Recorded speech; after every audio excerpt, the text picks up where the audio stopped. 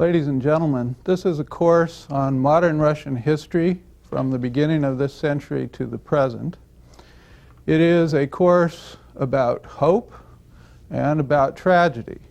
The hope of successive Russian governments to live in a better society, even a utopian one from our perspective, and the tragedy that has attended these visions. At the beginning of the century, Russia was an empire, a multinational empire presided over by a Christian Russian Orthodox Tsar. And it was the belief of this Tsar and of the imperial family that Russian rule was benign and that it could lead to comity amongst the many peoples of the empire. Communism, of course, is about social equality, about the achievement of justice here and now on the earth, and we know a good deal about that from reading histories of the middle of the century, both what it meant in theory and what it meant in practice. And now it seems to me Russia is in search of a new vision, maybe a democratic vision, more likely a nationalist vision, in which some measure of Russia's former greatness would be restored. Those are the hopes.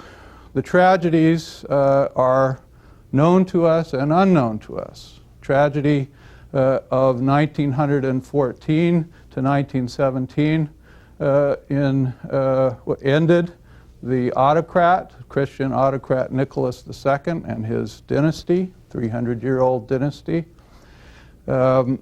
Communism meant bloodshed that was unparalleled in the course of Russian history, or indeed the history of any modern nation that I'm aware of. And even now, as we contemplate Russia searching for a new path, already we can see the outline, the shade, the limbs of tragedy in the war in Chechnya and in the internal disturbances that mark Russian society today.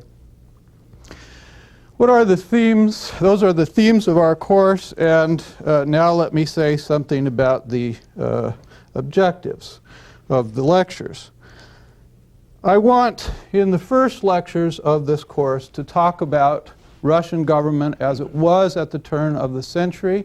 I want to talk about Russian politics, about contending ideologies and political parties, and most especially, I want to talk about communism, about the party organization, about the different visions that communists manifested in this pre-1917 period.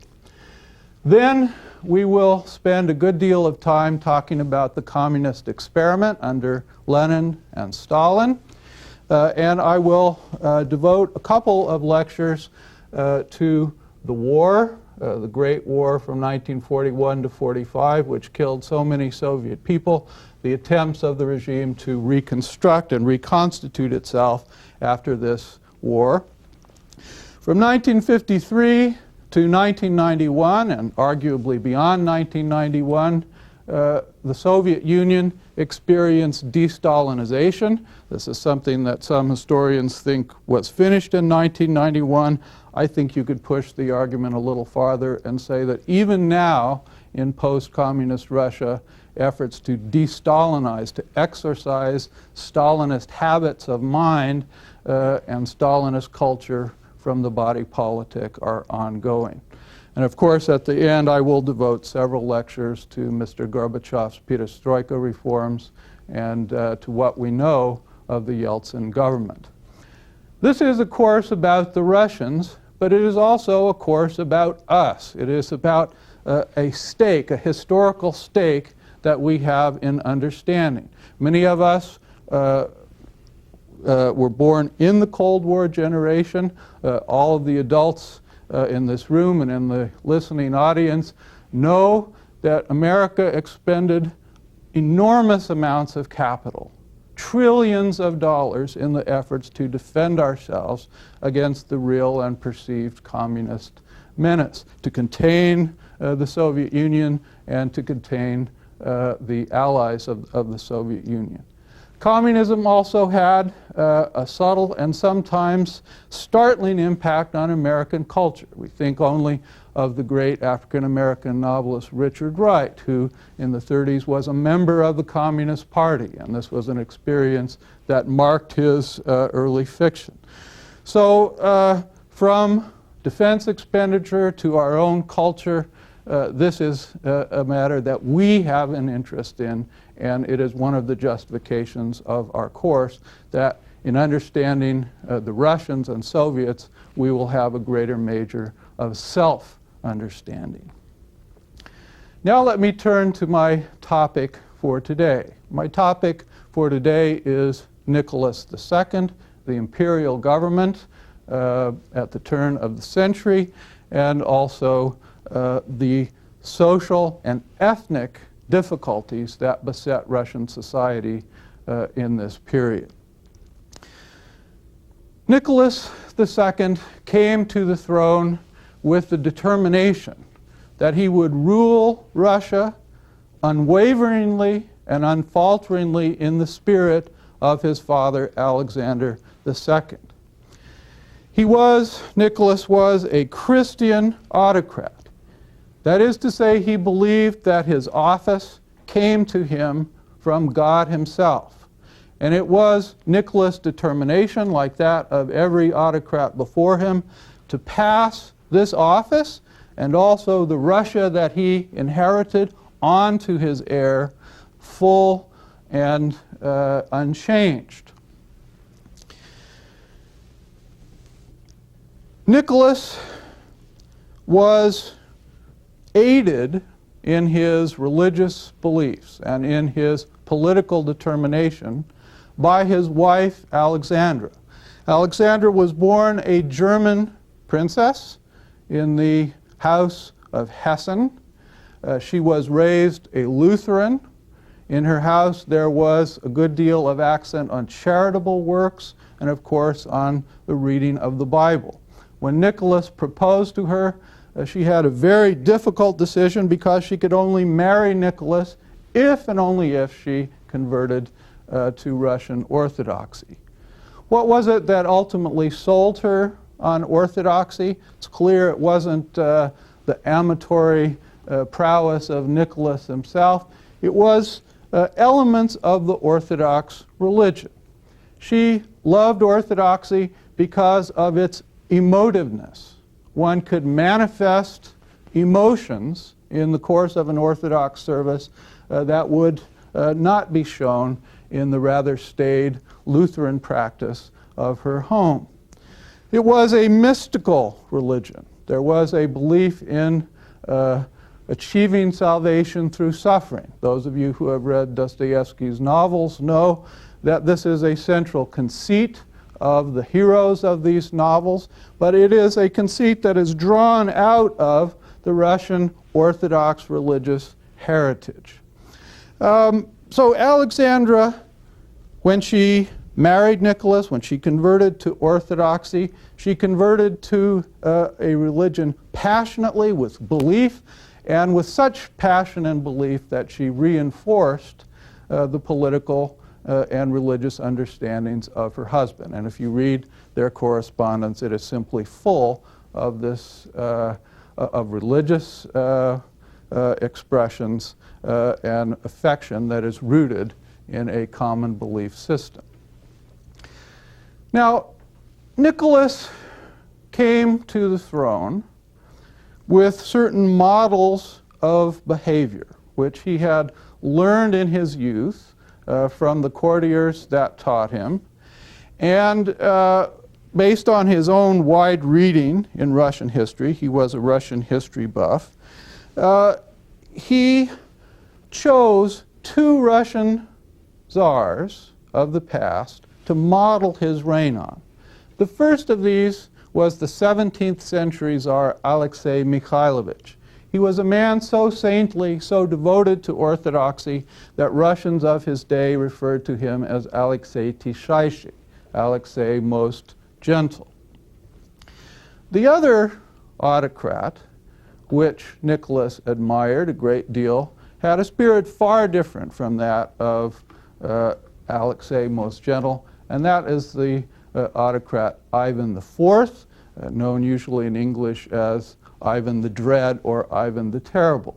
This was a man who was ferocious in defense of Christian learning, and a man ferocious to his political enemies. In fact, he is a Russian Tsar, one among several, who slayed his own son out of a political disagreement.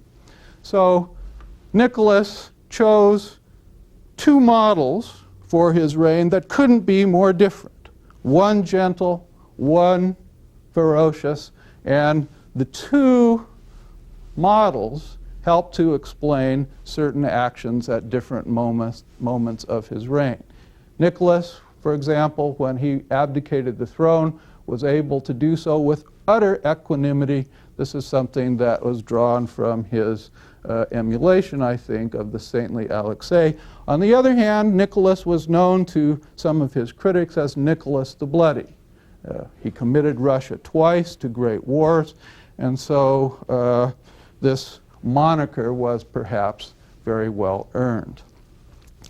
Behind Nicholas and Alexander, there stood the authority of the Russian Code of Laws.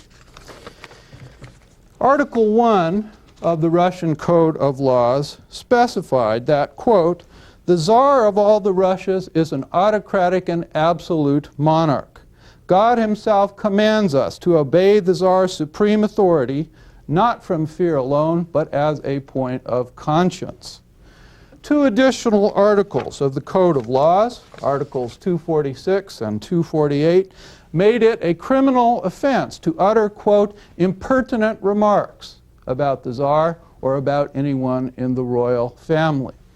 These impertinent remarks were classified by the Code of Laws as blasphemies, that is to say, as religious offenses. So behind the perception of the Tsar that his office rested on sacred authority was a legal writ which said that criticism of His Majesty was in fact a religious offense. Now, outwardly, many Russians manifested to the very end of the old regime, they manifested toward the Tsar an extraordinary deference by modern standards, by Western standards. For example, peasant petitioners who referred to the Tsar in their requests that some grievance be addressed referred to His Majesty Nati, the Russian word meaning thou.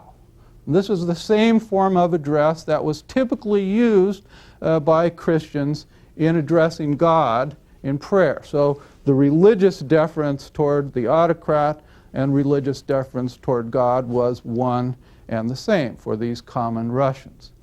As late as 1914, the day that Russia's commitment to fight in the World War against Germany and Austria was announced, Nicholas appeared from the balcony of his winter palace on Palace Square, and assembled Russians below him knelt and sang the national anthem, "God Preserve the Tsar." This is, by, I think, our standards, an extraordinary amount of deference.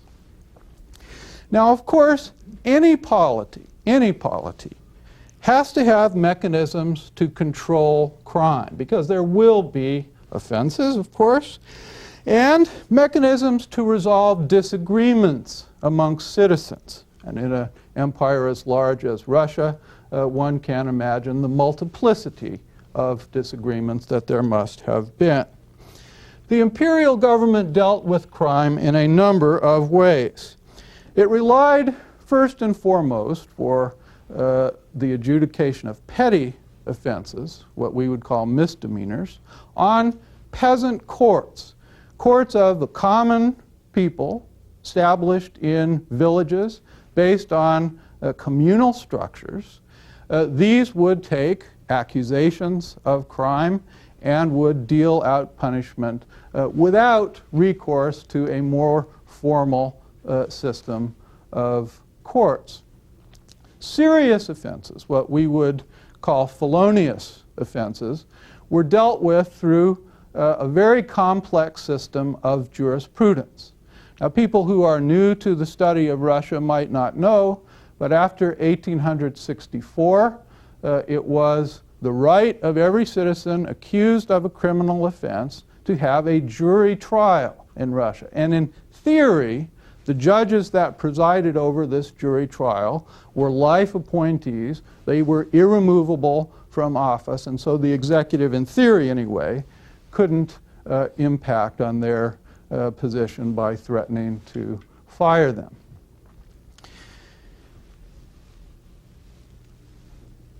In the large cities, there was a legal structure that in some respects resembles our own. For example, workers who were accused of crime in the big cities of the empire, St. Petersburg, Moscow, Kiev, could plead poverty, and they would be provided free of charge by the local bar association an attorney who would represent them in court.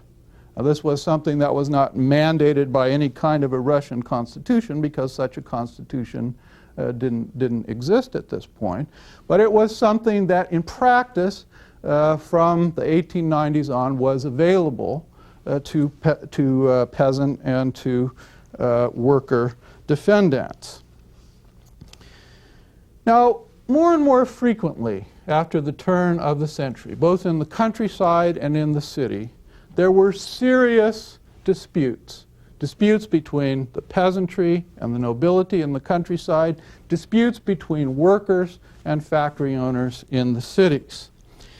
In the countryside, disagreements between peasants and noble landowners sometimes resulted in collective protests by the peasants, and these protests took various forms. Sometimes a form analogous to the industrial strike. Peasants simply refused to work as they were instructed to do by a contract that they had previously signed.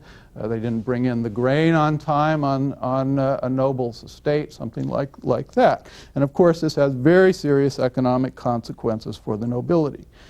In other cases, in 1902, 1903, in the southern part of the empire, in the provinces of Kharkov and Poltava, which are part of southern Ukraine, there were more serious manifestations of peasant grievances.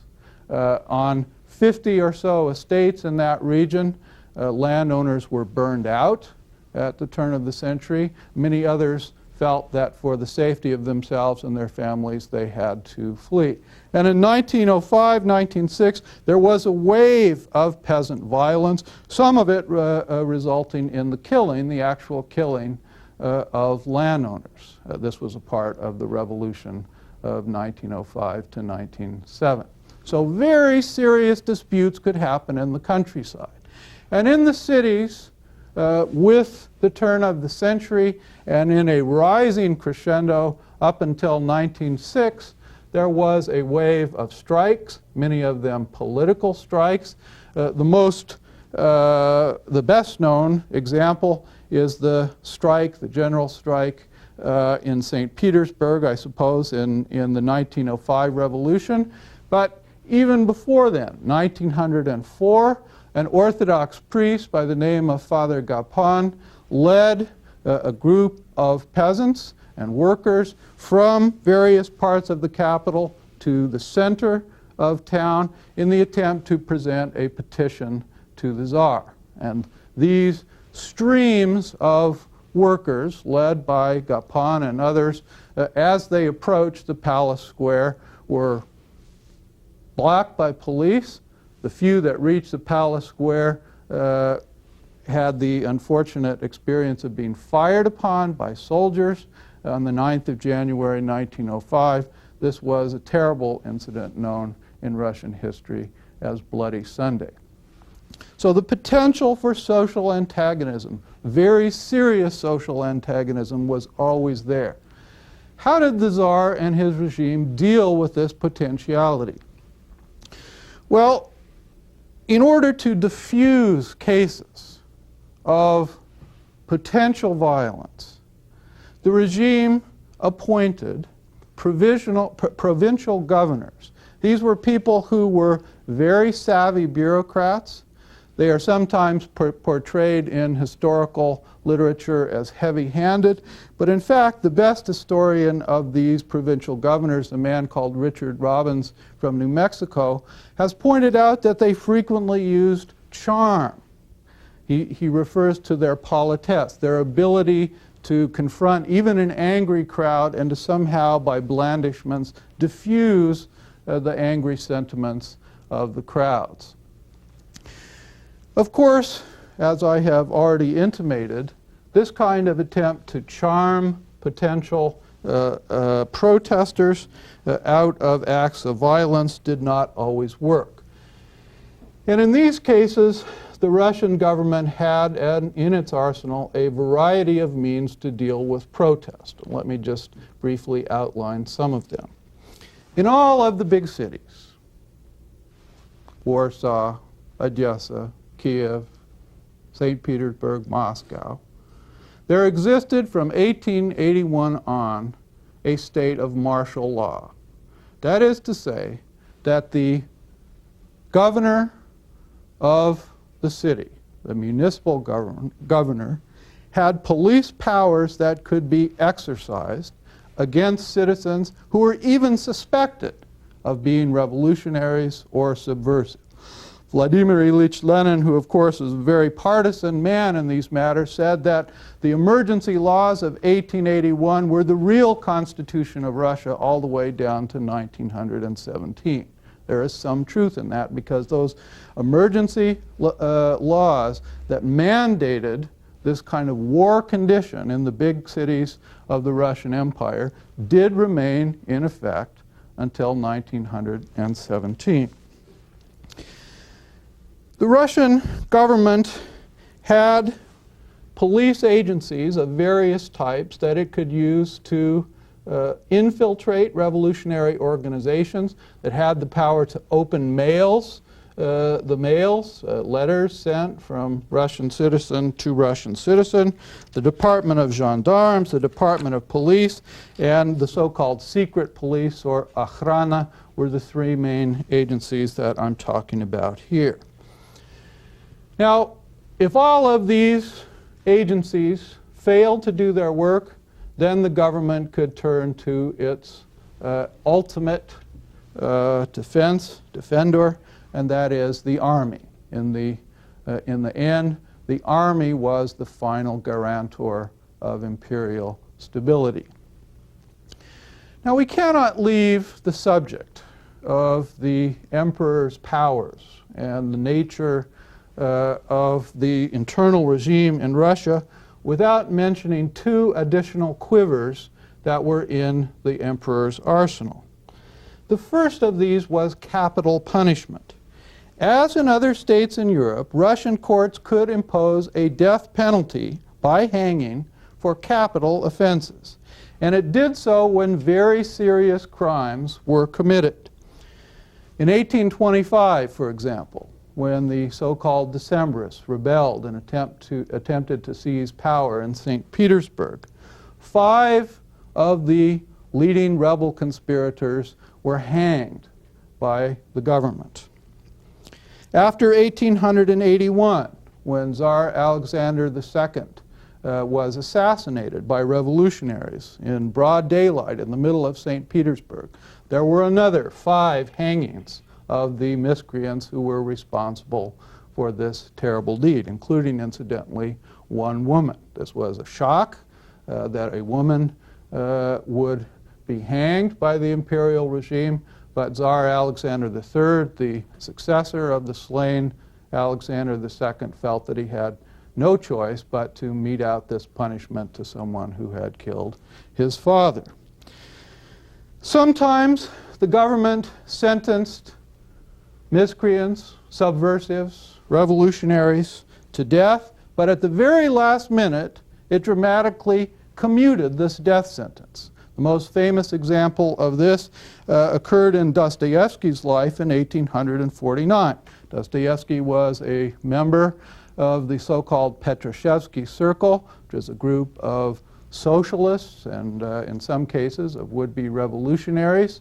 The leaders of the Petrashevsky Circle were arrested, they were sentenced to death, and they were actually brought to the Senate Square in the middle of Petersburg and told they would be hanged before horses arrived from the emperor, dramatically commuting this death sentence. Now, if we measure by the standards of the Soviet Union, 20th century standards, that's, let's say, in that part of the world, recourse to the death penalty under the czars was relatively infrequent.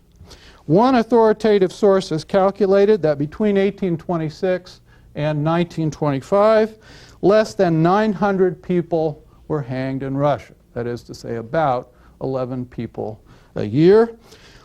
During the bloody events of the 1905-1907 revolutions, the government employed capital punishment on a rather larger scale. If you take the first 6 months of 1906, when military tribunals were meting out immediate justice to revolutionaries, there were 950 political offenders that were hanged in that period. But still, I caution, by the standards of the mid-20th century in the Soviet Union, this was a small number of people put to death. The second extra arrow in the government's arsenal was exile and hard labor in Siberia. Now, as prison sentences go, banishment to Siberia was not necessarily that severe a punishment. What it entailed usually was this, that a person convicted of a political crime, those were usually the sorts of people banished, was confined to a given village or small region. Periodically, once a week or once a month, depending on how close the police constabulary was to that place, the criminal would have to report his presence to the authorities. There are very many cases, famous cases, of revolutionaries banished to Siberia who managed to run away, some of them several times running away. So this kind of punishment was not that severe. And incidentally, when Vladimir Ilyich Lenin was banished to Siberia, he managed to write a book during his banishment on the condition of labor. So one could even work under these circumstances at intellectual tasks. Now, prison labor camps were a different matter. Most serious crimes of a political nature resulted in confinement in a hard labor camp. The worst, the most notorious of these hard labor camps at the turn of the century was on the Isle of Sakhalin. This is on the very, very far eastern part of the then Russian Empire.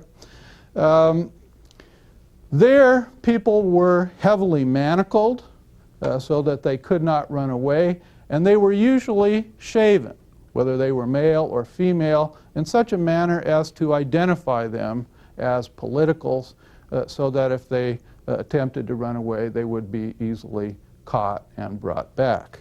Anton Chekhov, the great physician, the writer, same one that gave us The Cherry Orchard and Dядя Vanya, visited the Isle of Sakhalin in the 1890s, and he's left a very restrained in its tone, but also very harrowing account of what life was like for the political exiles at that place.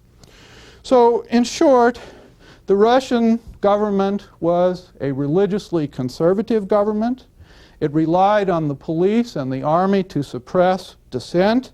It used on occasion capital punishment, exile, and Siberian hard labor camps.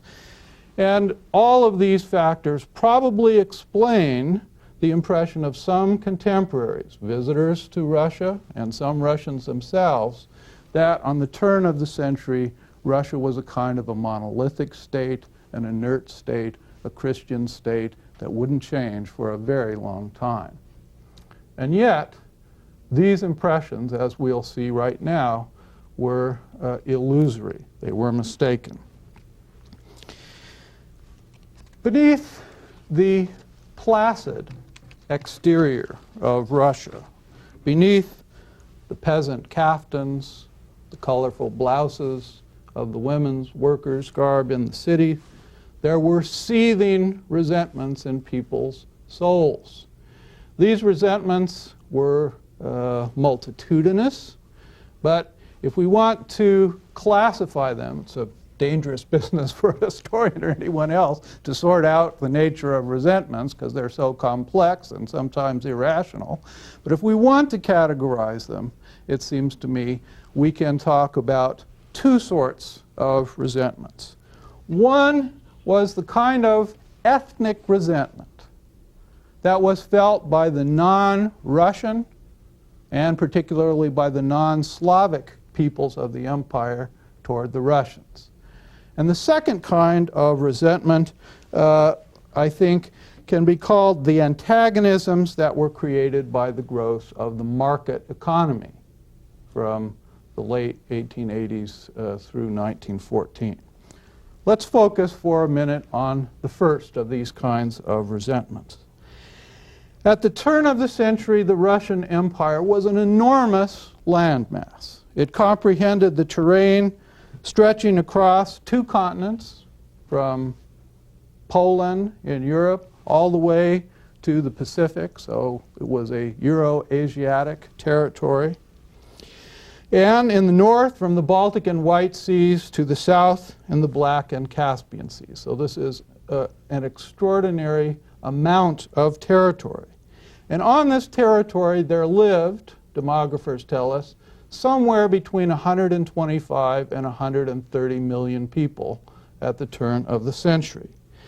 Now, of these, 3/4 were Slavs: Russians, Poles, Belarusians, Ukrainians, and some smaller Slavic peoples. Less than half of them were Great Russians. To be more precise, there were about 57 million Great Russians that made up 45% of the imperial population. Most of the Great Russians, the ethnic Great Russians, were concentrated in the central parts of the state, what I would like to call the core of the empire. And around this Great Russian core of the empire were peoples that had generally been conquered by the Russians in the moments of their imperial expansion. If you look in the West, you find communities of other Slavic peoples, about 22 million Ukrainians, about 8 million Poles, roughly 6 million Belarusians at the turn of the century. But the West was also the home of over 1 million Germans, 1 million Baltic peoples, Estonians, Latvians, Lithuanians. About 5 million Jews lived in the area known as the Pale of Settlement in the western provinces. So in the West, the ethnic Great Russians were submerged, as it were, in a sea of other Slavs and also non-Slavs. If you look in the south, there were Greeks, there were Turks, Armenians and Georgians, Chechens, Ingusheti, Mingrelians, Ossetians, Tatars, Turkomans, and Uzbeks. In the eastern steppe, there were Kazakhs, Bashkirs, other small nomadic or semi-nomadic tribes. The eastern, far eastern part of the empire, what we call commonly Siberia, was home to dozens of indigenous peoples. And then in the north, there were the Finns. Finland was at this point nominally an independent state, but it was administered under the Russian crown. And there were Finnish minorities living in Russia outside of Finland. So nearly 100 peoples constituted this multi-ethnic, multilingual, multi-religious empire of Russia. Now, how to describe such a government in operation. One way to describe it is as a friend of mine, another historian, did. He called it an improbable monstrosity, something that had just grown up willy-nilly by random. Other people, not so charitable, have called it the prison of nations. And there is some truth in this, because many of these peoples, if they had their preferences, would not have wanted to live under the authority of the Russian czars. Now, let us be fair. Some of the peoples in the empire found it in their calculated best interest to remain under the suzerainty of the Romanovs. This was probably true, for example, of some of people in the Ukraine who were Russian Orthodox. It was probably true of the Belarusians.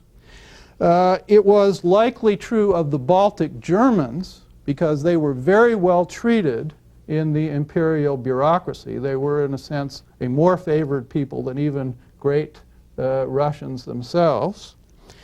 It is probably true as well of Armenians, because the alternative for the Armenians was too horrible to contemplate. That was namely living under Turkish suzerainty, and one knows what happened to the Armenians that lived there in the great genocidal killings during the First World War. So, some of these smaller peoples certainly appreciated and benefited from Russian rule. And yet, nevertheless, on the whole, there were grave difficulties besetting the administration of Russia in the ethnic area. Let me give you a couple of examples. For example, Jews in the Pale of Settlement. It is well known that they were the subject of many discriminatory laws. After the 1890s, they could not be admitted to the Russian bar. There was a quota placed on Jews as to the number of people that could get a higher education. In the 1890s, Nicholas II himself signed a law which said that Jewish citizens of the empire could not take Christian names. This has an eerie resonance for people in the 20th century who know what happened in Nazi Germany. From time to time, there were terrible deeds that were attributed to the Jews. For example, in 1879, in a southern town called Kutaisi, a Jew was charged with ritual sacrifice of a Christian child. This was so-called blood accusation that was conjured up by local Russian nationalist Christian anti-Semites. This was a charge repeated in 1911 in Kiev in the case of Mendel Bailis, a man who was ultimately acquitted by the Russian courts because the evidence against him was fabricated. There was violence directed by so-called Christians against the Jews. In 1881, in 1903, and 1905, Jews were victimized by Christians in so-called pogroms. These were episodes of violence which were, from the Christian point of view, organized. Christians marched into Jewish quarters of cities, and all sorts of mayhem resulted. So the Jewish population of the empire was filled with fear and a very understandable resentment against the Russians. Or take another flashpoint, this one to the north. I remember I mentioned before the Finns.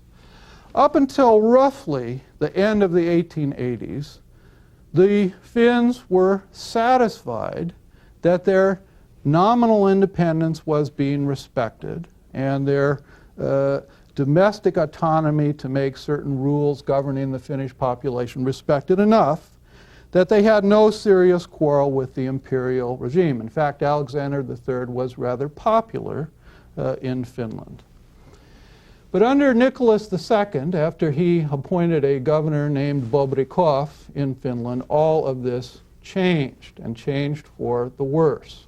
Starting in the mid-90s, there was a series of attempts by Finnish nationalists to reverse disagreeable policies that were put in place by Nicholas and by Governor Bobrikov. In 1899, this is something that is known to Finnish peoples and Finnish historians very well, but it's not very often mentioned, I think, by Russianists.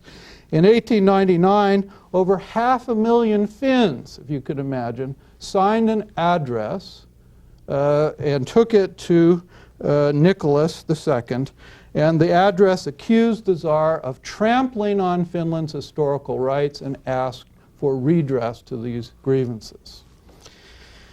Polish nationalism was a problem.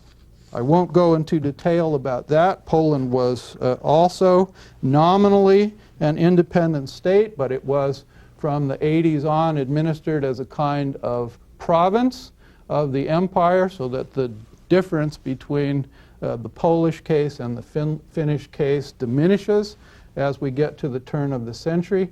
In Poland, Roman Dmowski attempted to organize Polish peoples peaceably against the Russians and worked for first autonomy of a greater nature and then eventual independence.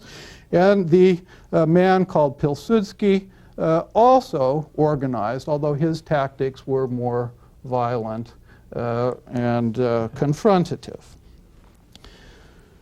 So these flashpoints in the Pale of Settlement in Finland and Poland suggested that there were powerful tensions between the non-Russian peoples of the empire and the Russians in the core of the empire. Now, a second problem that I will touch on here only briefly was the problem of social antagonism that was the result of rapid growth of capitalism. Before the middle of the 19th century, there was, of course, a good deal of commerce in Russia, but there wasn't a national grain market in rye and wheat and so on. It is only after the end of serfdom in 1861, and especially after the empire embarks on a very rapid set of railroad construction projects that created the basis of the modern Russian rail network. It is only after the railroads and the emancipation of serfdom that peasants, by and large, experienced for the first time on their skin what it was like to live in a capitalist society. And in every capitalist order, there are winners and there are losers. But the point that I would like to make here is that there were insecurities. People were unfamiliar with the market. They win in one day, they lose in the next, and they resent individuals to whom they attribute their losses. So these antagonisms powerfully surface by the end of the 19th century. Now, in the cities, there is a situation that is comparable in a way to what happened in Europe in the middle of the 19th century. If you think about the dark satanic mills that Charles Dickens describes in his great novels, this was the sort of thing that happened in the cities in St. Petersburg and Moscow and elsewhere.